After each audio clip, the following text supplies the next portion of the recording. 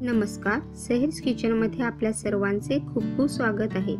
आज आपण मशरूम मसाला बनवूया। चला तर मग आपल्या रेसिपीला आपण सुरुवात करूया। मशरूम मसाला बनवताना पहिल्यांदा मी सर्व मशरूम पाण्याने स्वच्छ धुवून घेतले। नंतर त्याला गव्हाच्या पिठाने साफ करून घेतले। त्यानंतर त्याचे काप करून घेतले आहेत। आता मी या मशरूम मध्ये 1 चमचा मीठ, 1 चमचा लाल तिखट, अर्धा चमचा हळद, अर्धा चमचा गरम मसाला, अर्धा चमचा जिरे पूड, अर्धा चमचा धने पूड, 1 चमचा दही आणि बारीक केलेली कोथिंबीर घालूयात आणि हे सर्व मिश्रण छान असे मॅरिनेट होण्यासाठी 20 मिनिटे ठेवूयात।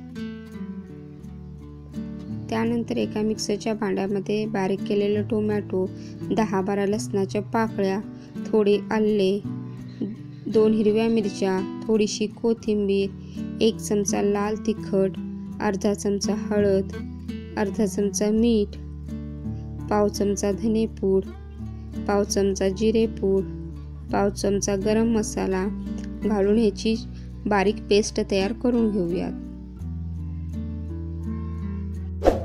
त्यानंतर एका पॅन मध्ये थोडेसे तेल घेऊयात। तेल गरम झाल्यानंतर त्यामध्ये 2 इलायची, 1 चक्री फूल, 1 मोठी इलायची, 1 दालचिनी, 4 लवंग, 1 तमालपत्र घालूयात।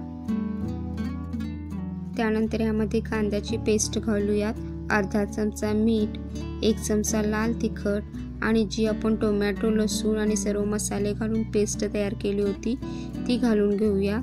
त्यानंतर 1 चमचा कसुरी मेथी घालूया, 2 चमचे काजूची पेस्ट घालूया आणि जे आपण मॅरिनेट करण्यासाठी मशरूम ठेवले होते ते सुद्धा यामध्ये आता आपण घालून घेऊया आणि हे सर्व मिश्रण आपण 20 मिनिटे शिजू देऊया।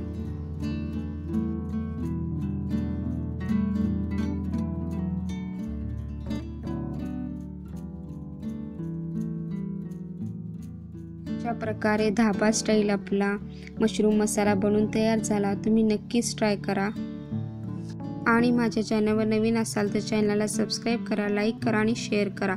बेल आयकॉन प्रेस करायला विसरू नका, जेणेकरून तुम्हाला माझ्या पुढच्या नवीन रेसिपीच्या व्हिडिओचे नोटिफिकेशन येत राहतील। आणि हो, रेसिपी कशी वाटली ती कमेंट करून नक्की सांगा।